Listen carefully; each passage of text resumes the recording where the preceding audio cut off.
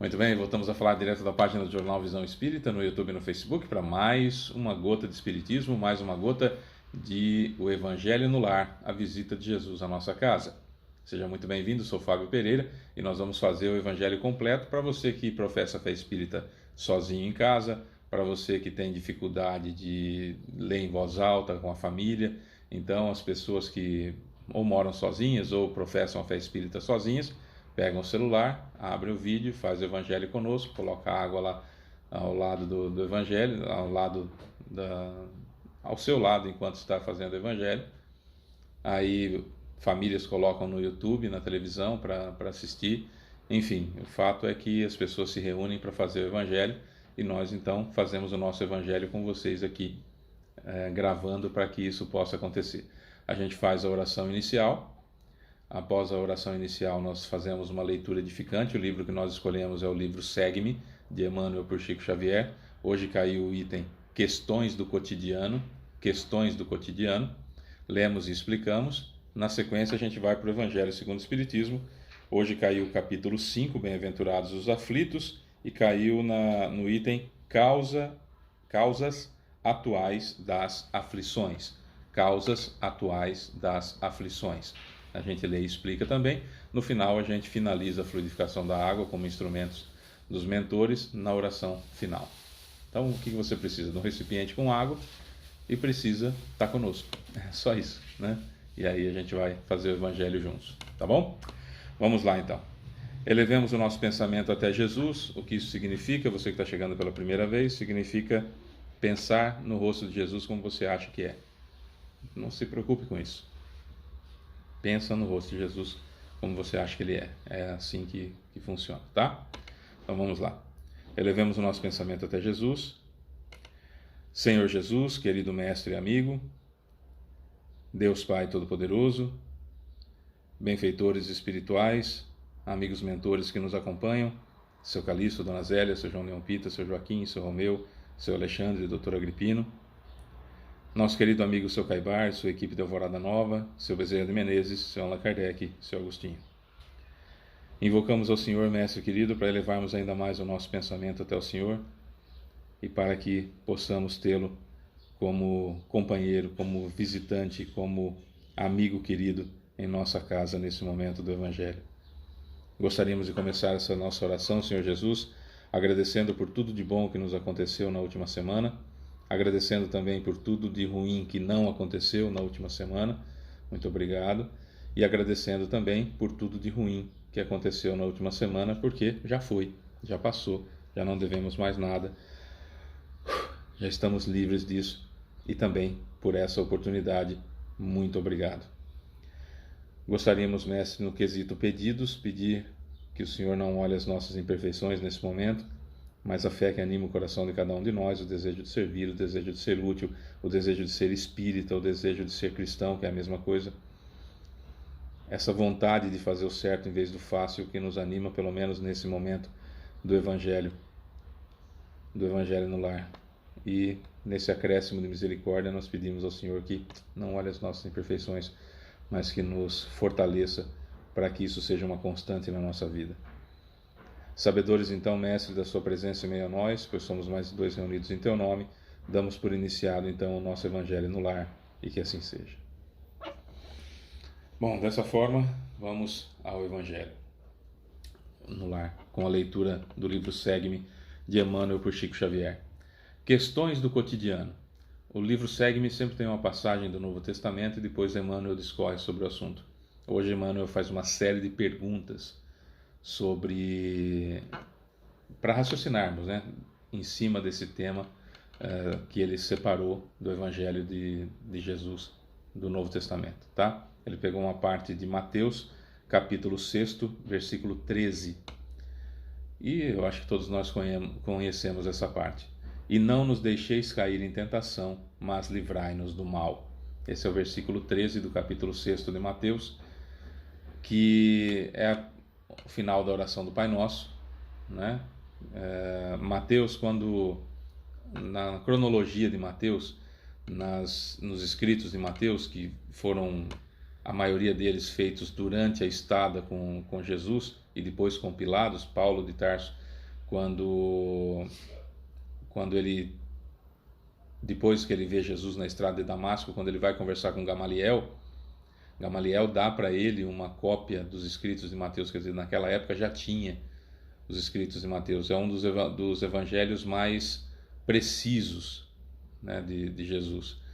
João é um pouco mais alegórico, Marcos era criança quando Jesus morreu, então ele contou, desencarnou, né? Quando ele escreve o evangelho dele, ele escreve com base no conhecimento e nas histórias que eram contadas, e Lucas era um boticário, um farmacêutico, uma espécie de farmacêutico, que trabalhava com Paulo e escreveu a partir do que Paulo contava e do que as pessoas falavam sobre Jesus já naquela época, mas não viveu perto de Jesus como João e Mateus. E Mateus mais metódico um pouco. Mateus situa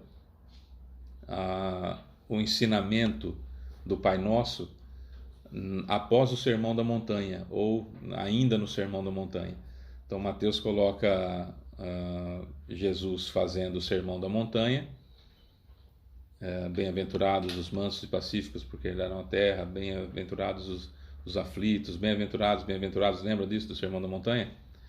Então, no Sermão da Montanha, depois que ele termina as bem-aventuranças, ele continua explicando para aquela grande multidão de povo, que é pleonasmo, né? Multidão de povo, aquele monte de pessoas que estavam ouvindo, e alguém sugere então que ele ensine a orar, né? Que ele ensine a orar. E aí ele diz: se vocês quiserem orar, orem dessa forma. E começa: Pai Nosso que estás no céu. Que o Pai Nosso é uma oração extraordinária e completa, completíssima, né? E esse é o finalzinho: e não nos deixeis cair em tentação, mas livrai-nos do mal, na tradução mais usual que nós temos. Lucas já contextualiza isso em outra situação, quando um dos discípulos, ele cita isso, né? E um dos discípulos pede a Jesus: Mestre, ensina-nos a orar. E ele então faz ele explica isso. Na série The Chosen está separado também, está numa parte ele ensina a orar, não necessariamente depois do Sermão da Montanha. Então The Chosen não pega só Mateus, pega um contexto mais artístico, vamos dizer assim, e vai colocando as partes que os redatores entendem que seja importante para cada passagem do Cristo. Em Lucas, Lucas não contextualiza onde que foi que isso aconteceu, mas que foi numa situação fortuita que de repente um dos discípulos pergunta: Mestre, ensina-nos a orar. E aí ele ensina o Pai Nosso.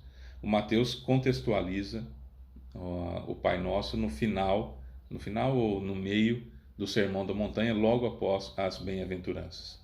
As bem-aventuranças estão no capítulo 5, no capítulo 6 já está o Pai Nosso, né? Então Mateus coloca nessa ordem. E o fato é que Jesus ensinou a gente a orar, e uma oração extremamente complexa no sentido de abrangente, de importante, de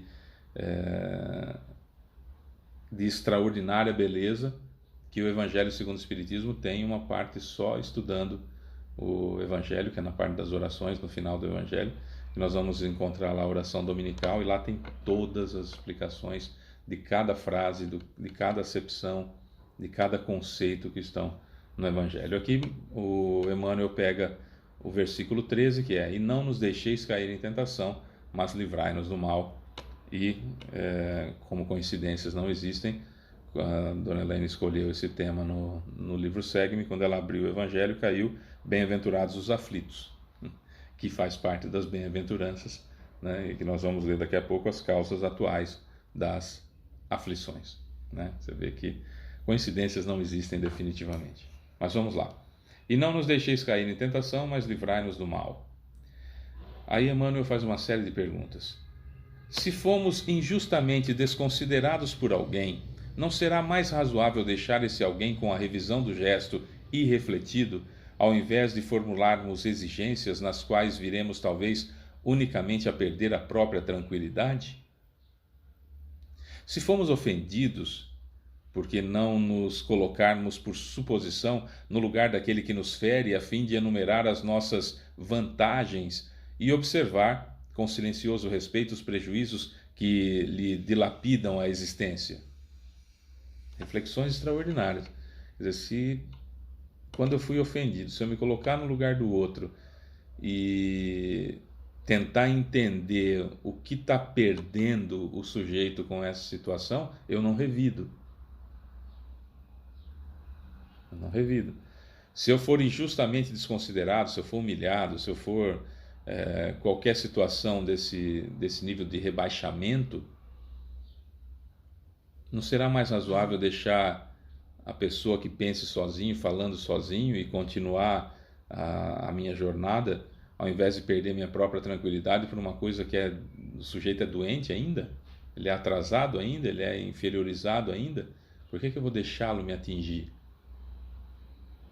Então, quando fala não nos deixeis cair em tentação, talvez a indulgência que possamos exercitar dia após dia seja mais eficiente do que imaginar que estamos, por fazer parte de uma religião, protegidos daquilo que possa me acontecer de ruim e que alguém vai colocar a mão e não vai deixar nada de ruim me acontecer. Então, o convite de Emmanuel aqui, que se nos apresenta já nesses dois pequenos parágrafos, é que a proteção contra a tentação vem dos meus atos de entender onde elas estão. E que às vezes são pequenas armadilhas que eu caio, ou pequenas pedras. Quando vem a pedra grande na minha frente eu desvio, mas quando vem as pedras pequenas, o orgulho, o egoísmo fazendo com que meu queixo esteja lá em cima, né, o nariz empinado, como se diz, não vejo as pedras pequenas e caio. Seria mais ou menos isso. Se incompreendidos, não será mais aconselhável empregar o tempo trabalhado na execução dos deveres que esposamos, ao invés de fazer barulho para descerrar prematuramente a visão dos outros, às vezes com o agravo dos nossos problemas? Se eu sou incompreendido por alguém, não é melhor eu continuar fazendo o que eu tenho que fazer, ao invés de ficar fazendo barulho e tentar abrir os olhos da pessoa para aquele erro que a pessoa está cometendo ou daquela dificuldade que ela tem de compreender os fatos, a partir de onde estão plantados os meus pés, ou seja, querendo que a pessoa veja algo que ela não tem capacidade de ver ainda? Por que essa intolerância, né? Se criticados, em razão de erros nos quais tenhamos incorrido, por que não nos resignarmos às próprias deficiências, retomando o caminho reto, sem reações e provocações que somente dificultariam a nossa caminhada para frente? Isso aqui, nos dias de hoje, é fundamental. Nos dias de hoje que nós vivemos no século XXI, estamos gravando esse vídeo hoje, quarta-feira, 29 de maio de 2024. Quando somos criticados em razão de erros nos quais tenhamos incorrido, aqui está falando criticado até por erro que nós cometemos mesmo. Por que não aceitarmos que nós fizemos isso e retoma o caminho reto? Respira fundo, errei, fazer o que já foi, agora vou me arrepender, vou espiar, vou me colocar à prova e vou reparar o erro que eu cometi, sem reações e provocações que somente dificultariam a nossa caminhada para frente. Para que me vingar naquela vingancinha tola que muitos de nós temos, bem infantil, né? Que nós temos, para tentar fazer com que a pessoa que ousou criticar um erro que eu cometi, tacando na cara dela os erros que ela cometeu, lembrando de coisas do passado, né? Às vezes a gente é criticado por alguém da família, por exemplo. Nossa, mas você fez isso, isso, isso. Mas você no dia 24 de dezembro de 1976, às 3h33 da tarde, era uma quarta-feira, você fez isso, isso, isso, isso, ficou com a cara desse jeito, assim, assim, assim, falou isso, isso, isso, isso, isso para mim. A gente nem é mais daquele jeito que foi nessa época.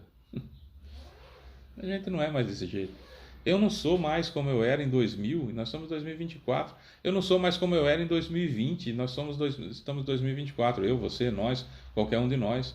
Nós não somos mais como nós éramos em janeiro de 2024. E nós estamos em maio. Se quiser falar a respeito do seu corpo, você, fisicamente, o seu corpo não é o mesmo.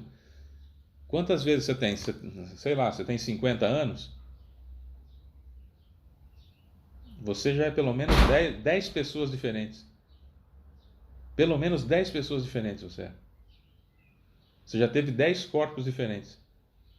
E é muito diferente do que você era quando você tinha 5 anos de idade.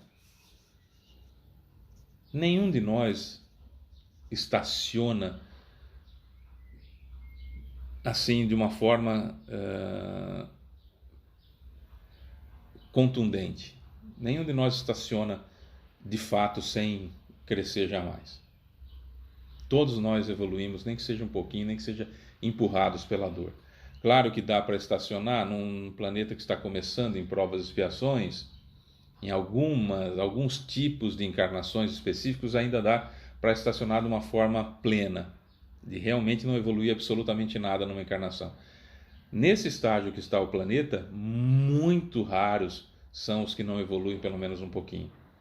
Então nós somos melhores do que éramos ontem, necessariamente, de fato. Então por que ficar perdendo tempo com tolices, com birras infantis de revide, quando nós podemos simplesmente seguir em frente?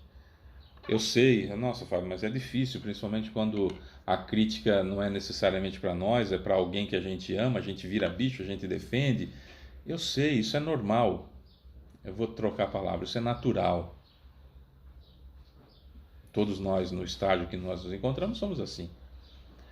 O voltar a ser espírita o mais rapidamente possível é que é o segredo. Deu aquele rompante, esqueceu que é espírita e fez ainda o que está lá dentro, que não foi modificado, não foi reformado, volta a ser espírita o mais rapidamente possível. É um conselho interessante. Se abatidos na provação ou na enfermidade, porque insurgir-nos, se abatidos na provação ou na enfermidade, por que insurgir-nos contra as circunstâncias temporariamente menos felizes a que nos encadeamos, desprezando as oportunidades de elevação em nosso próprio favor? Tá, você está em provações difíceis, está passando por enfermidades graves, sejam elas físicas, emocionais, psicológicas, espirituais, como obsessão, por exemplo, está passando por esse estágio de provações terrenas, um câncer, uma deficiência física, um problema emocional grave, uma depressão profunda, uma situação de autismo, TDAH, qualquer outra patologia nessa situação. Por que insurgir-nos contra as circunstâncias temporariamente menos felizes a que nos encadeamos, desprezando as oportunidades de elevação em nosso próprio favor? Tá, por que ficar rebeldinho contra Deus, em vez de aproveitar que está nessa situação para tirar uma boa lição, mas principalmente aproveitar as oportunidades que vão aparecer para nós a todo instante, entre elas a resignação. Resignação não é aceitação irrestrita porque eu sou um cordeirinho, não.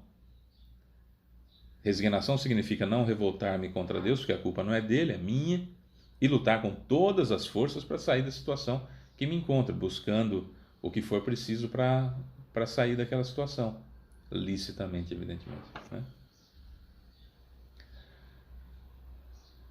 Em quaisquer lances difíceis do cotidiano, adotemos serenidade e tolerância, as duas forças básicas da paciência, porquanto se não prescindirmos da fé raciocinada para não cairmos na cegueira do fanatismo, precisamos da paciência, meditação e autoanálise, a fim de que não venhamos a tombar nos desvarios da inquietação. Olha que espetacular. Em quaisquer lances difíceis do cotidiano, adotemos serenidade e tolerância, porquanto se não prescindirmos da fé raciocinada para não cairmos na cegueira do fanatismo, precisamos da paciência, meditação e autoanálise, a fim de que não venhamos a tombar nos desvarios da inquietação. A inquietação, quando eu sou inquieto porque eu quero melhorar como ser humano, porque eu não aceito as injustiças e quero desenvolver em mim um senso melhor de justiça e busco crescimento em qualquer área que seja, a inquietação que me faz buscar crescimento em qualquer área que seja, extraordinária. a inquietação que me coloca para baixo, que me coloca numa situação em que eu me revolto com qualquer coisa, em que as pessoas ao meu redor acabam sendo sempre atingidas pelo meu mau humor, pela minha dificuldade, pelo meu sofrimento, por aquilo que eu entendo como sofrimento, compartilhando com as outras pessoas como se todos fossem responsáveis por aquilo que eu plantei, e caso tenham sido coautores vão receber a seu turno, e o que eu tenho que passar, independentemente de ter coautor ou não, eu tenho que passar por aquilo. É muito interessante isso. Eu posso ter tido cúmplices em qualquer situação, mas aquilo que eu fiz eu vou ter que reparar, independente dos cúmplices, e os cúmplices vão ter que fazer a parte deles. Essa coisa de sempre ficar preocupado com o que vai acontecer com o outro, em vez de ficar preocupado com o que vai acontecer comigo, em ficar vivendo a vida do outro ao invés de ficar vivendo a minha, em ficar preocupado com o que o sujeito do BBB, se ele foi no banheiro, se ele saiu do banheiro, se ele falou mal de alguém, se ele falou mal desse, falou mal daquele, isso no Big Brother em todo mundo, que é um sucesso em todo mundo, porque as pessoas vazias em suas vidas têm uma preocupação gigantesca com a vida da outra pessoa. Se eu tivesse o mesmo empenho que eu tenho para saber da vida alheia, para saber de quais são as minhas deficiências, eu as estudaria e as repararia muito mais rapidamente do que ficar preocupado com a vida dos outros.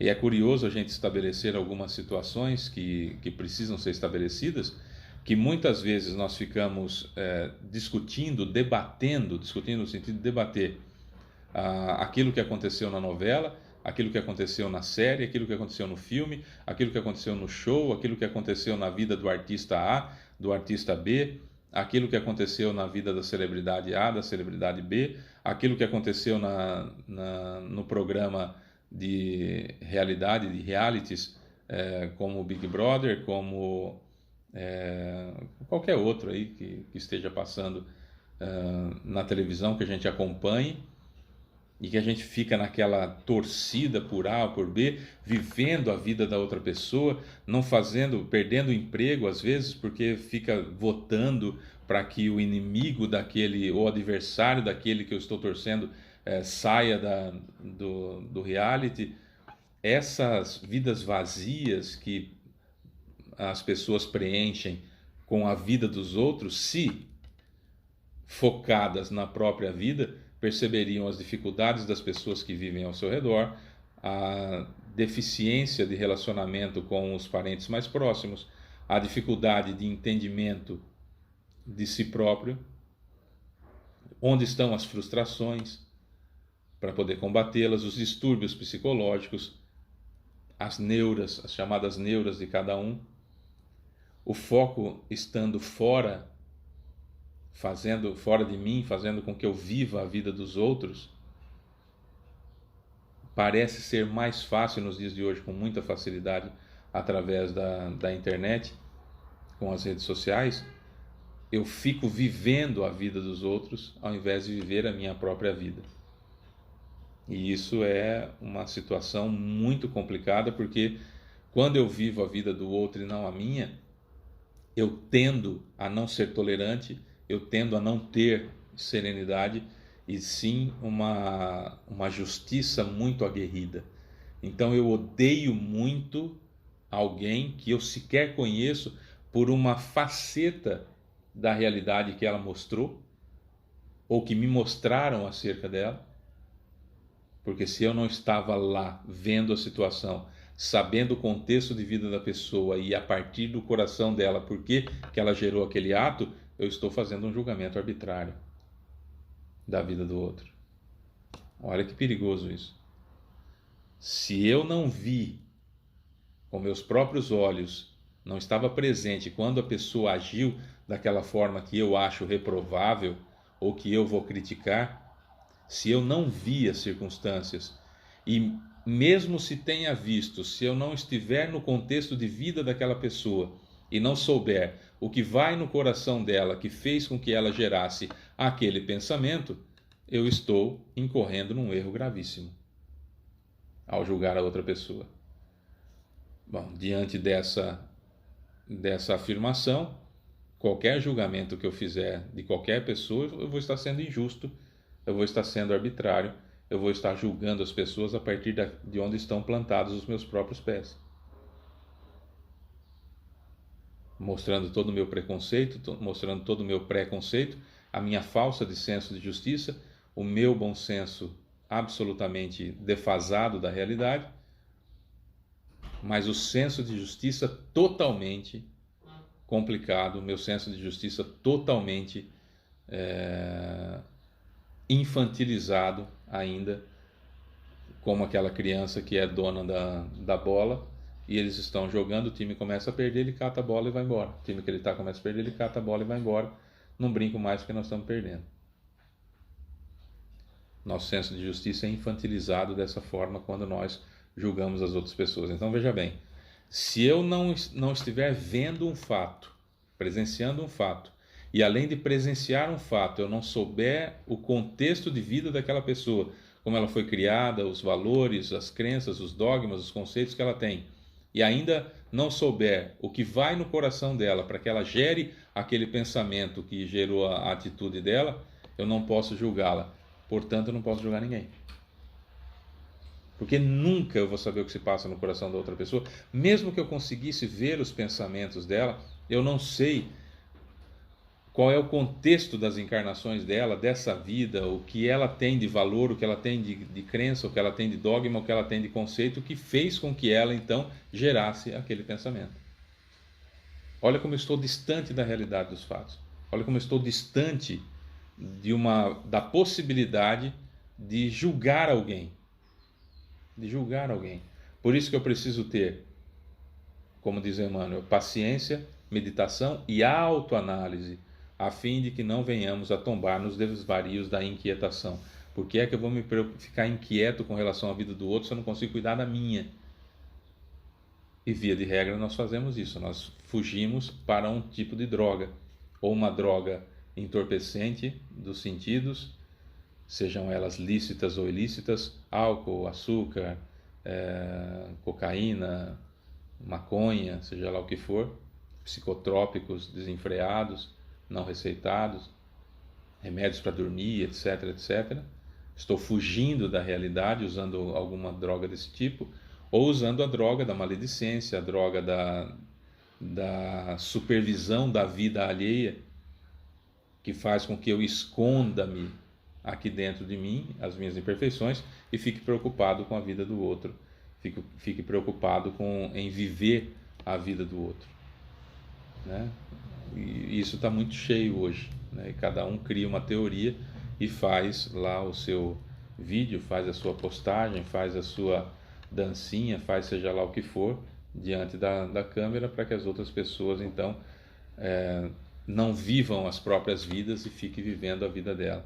E aí essa pessoa que produz o conteúdo também vai vivendo a vida de acordo com os seus seguidores, enfim, vira uma bola de neve, vira esse mundo vazio em que as pessoas não têm conteúdo para oferecer, e o que tem, o pouco de conteúdo que tem, já não se sabe mais se está contaminado por interesses A ou B, e as pessoas não pensam mais, apenas seguem aquilo que foi pensado para elas, desde o que comem, como vivem, o que comemoram, como se vestem, como cortam o cabelo, como cortam a barba, como deixa barba, não deixa barba, pelo, sem pelo, enfim, alguém sempre está pensando por nós.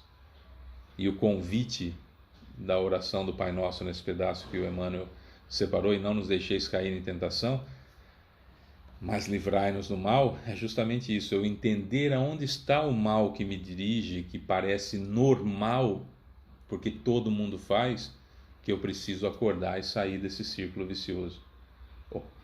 Ou ciclo vicioso, alguns falam ciclo, outros falam círculo. O fato é que eu preciso sair dessa situação. O certo continua sendo certo, mesmo se ninguém estiver fazendo. O errado continua sendo errado, mesmo se todos estiverem fazendo. Não é? É isso. No capítulo 5 do Evangelho segundo o Espiritismo, Bem-aventurados os aflitos, tem um item chamado Causas Atuais das Aflições, que é o item 4, e nós vamos ler. De duas espécies são as vicissitudes, os sofrimentos, as dificuldades da vida, ou, se o preferirem, promanam de duas fontes bem diferentes, que importa distinguir. Umas têm sua causa na vida presente, outras fora dessa vida. Os problemas que nós estamos passando ou são dessa vida ou são da vida passada. Remontando-se à origem dos males terrestres, reconhecer-se-á que muitos são consequência natural do caráter e do proceder dos que os suportam. Quantos homens caem por sua própria culpa? Quantos são vítimas de sua imprevidência, de seu orgulho, de sua ambição? Quantos se arruinam por falta de ordem, de perseverança, pelo mau proceder, ou por não terem sabido limitar seus desejos? Quantas uniões desgraçadas, porque resultaram de um cálculo de interesse ou de vaidade, e nas quais o coração não tomou parte alguma? Quando, por exemplo, só o que os olhos veem é importante para eu ter um relacionamento, uma união. Vai ser uma união desgraçada nesse sentido, vai ser desgraçada, vai entrar em desgraça, vai ruir, vai acabar, porque o objeto pelo qual eu me uni a outra pessoa desapareceu. Se ele é material, vai desaparecer, fatalmente. Se ele é a respeito de interesse, vai desaparecer, fatalmente. Agora, se é essência com essência, vai perdurar. Quantas dissensões e funestas disputas se teriam evitado com um pouco de moderação e menos suscetibilidade, menos orgulho, se a gente não tivesse a vaidade cutucando ali, né? Quantas doenças e enfermidades decorrem da intemperança e dos excessos de todo gênero? Há pesquisas muito fundamentadas, principalmente na Universidade de Oxford, que demonstram que alguns tipos de câncer, a doutrina espírita inclusive fala de praticamente todos, mas vamos pegar a parte científica, que alguns tipos de câncer surgem especificamente porque as células do nosso corpo são bombardeadas pelo nosso ódio, pelo nosso rancor, pela nossa raiva, pela nossa vontade de nos vingar. É a culpa dos outros, né? Quantos pais são infelizes com seus filhos porque não lhes combateram desde o princípio as más tendências? O que eu fiz de errado? Não falou não, talvez. Aliás, muitos dos problemas que pais enfrentam com os filhos são os excessos. Excessos de sim, excessos de não, excesso de presença, excesso de ausência. Os excessos são complicados, né? Por fraqueza ou indiferença, deixaram que neles, nos filhos, se desenvolvessem os germes do orgulho, do egoísmo e da tola vaidade que produzem a secura do coração. Depois, mais tarde, quando colhem o que semearam, admiram-se e se afligem da falta de deferência, de carinho, de respeito com que são tratados e da ingratidão dos filhos. Interroguem friamente suas consciências todos os que são feridos no coração pelas vicissitudes e decepções da vida. Remontem passo a passo a origem dos males que os torturam e verifiquem se, as mais das vezes, não poderão dizer: se eu houvesse feito ou deixado de fazer tal coisa, não estaria em semelhante condição. Toda vez que nós tivermos alguma colheita ruim, se nós buscarmos lá no fundo, talvez nós vamos encontrar, o que diz o Evangelho, talvez nós vamos encontrar na nossa condição, na nossa omissão, se eu tivesse feito isso, ou no nosso exagero, se eu tivesse deixado de fazer isso, o resultado não seria diferente. No relacionamento interpessoal, no relacionamento conjugal, no relacionamento com os filhos, com os pais, né? A quem então há de o homem responsabilizar por todas as aflições, senão a si mesmo? Pergunta interessantíssima. A quem então há de o homem responsabilizar por todas essas aflições, senão a si mesmo?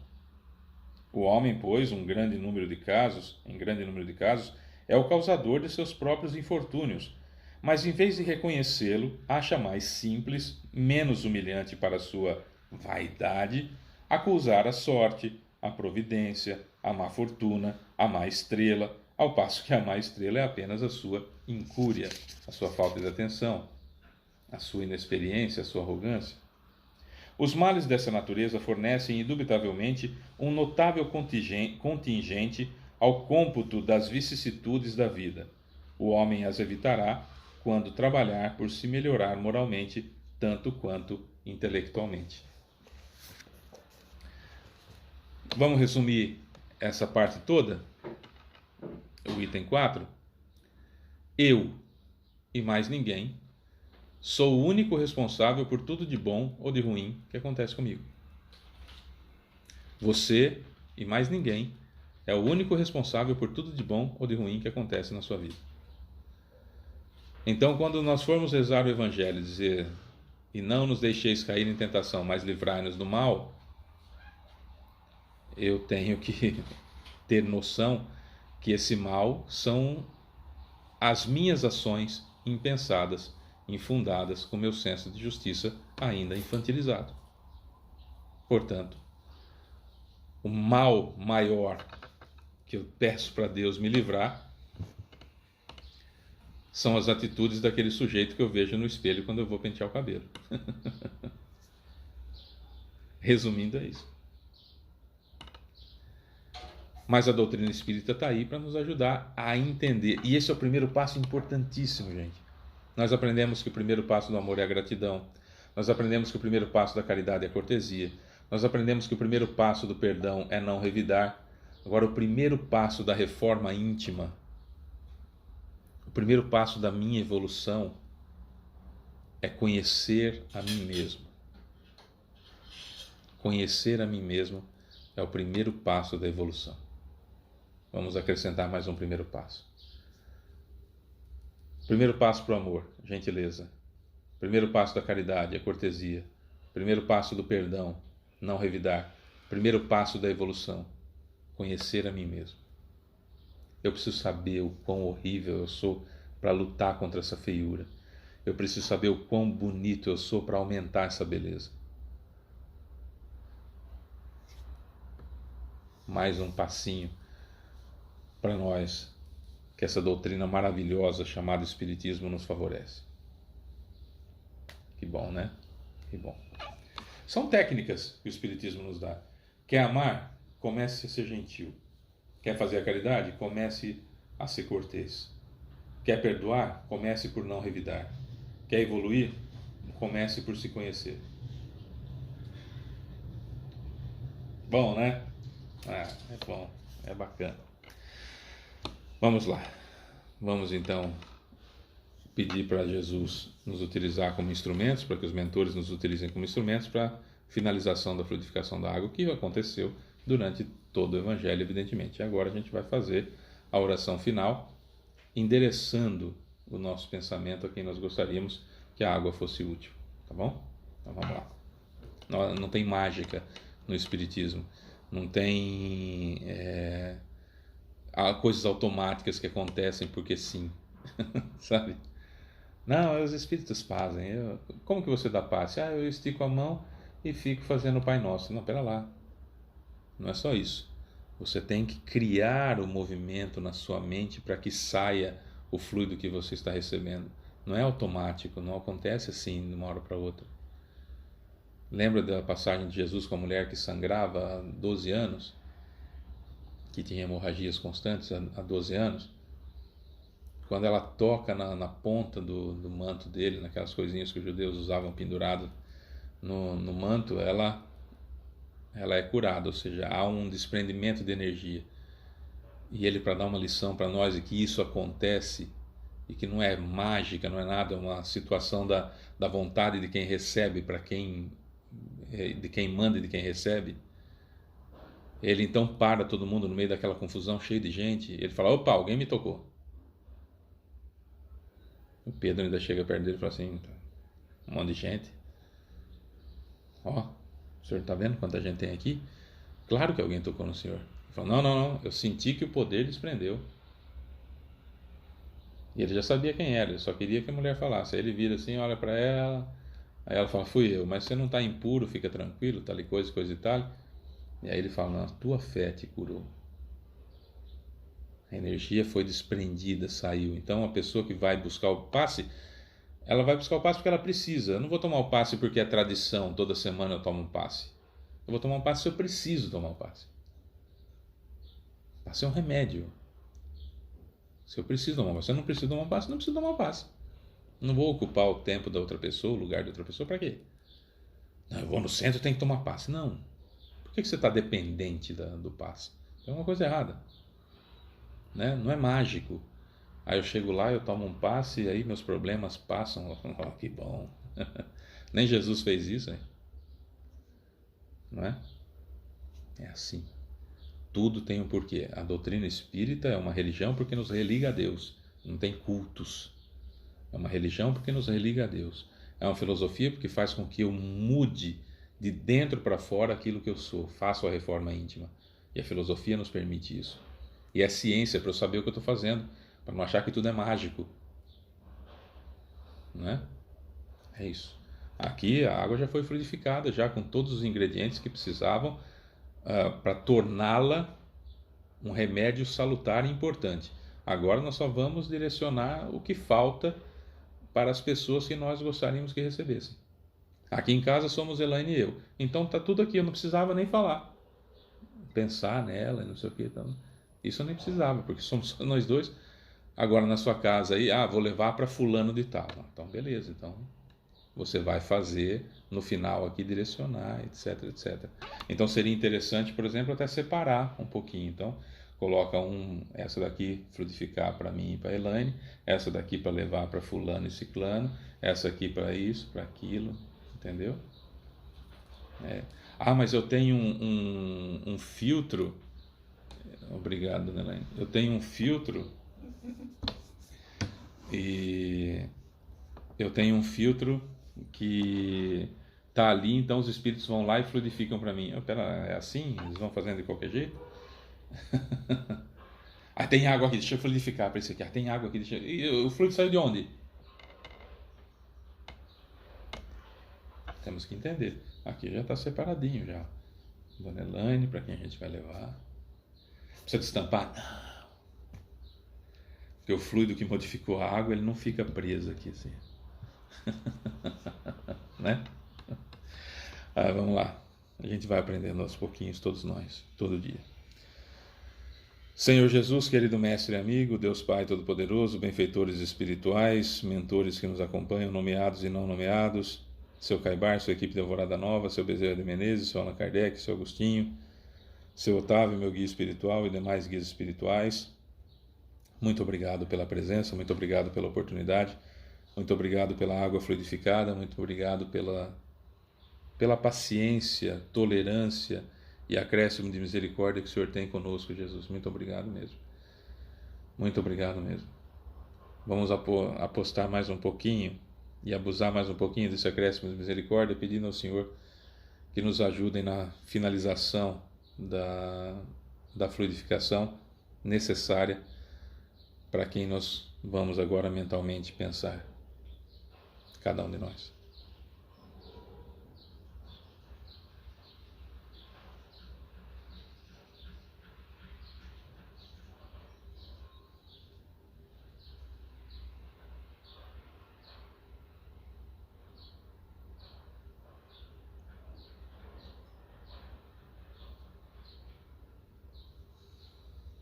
É isso, Senhor.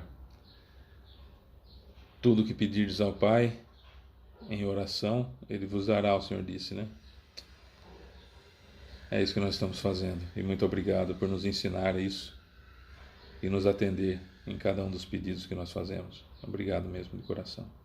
Na próxima semana estaremos de volta e contamos com a sua visita à nossa casa, bem como os mentores.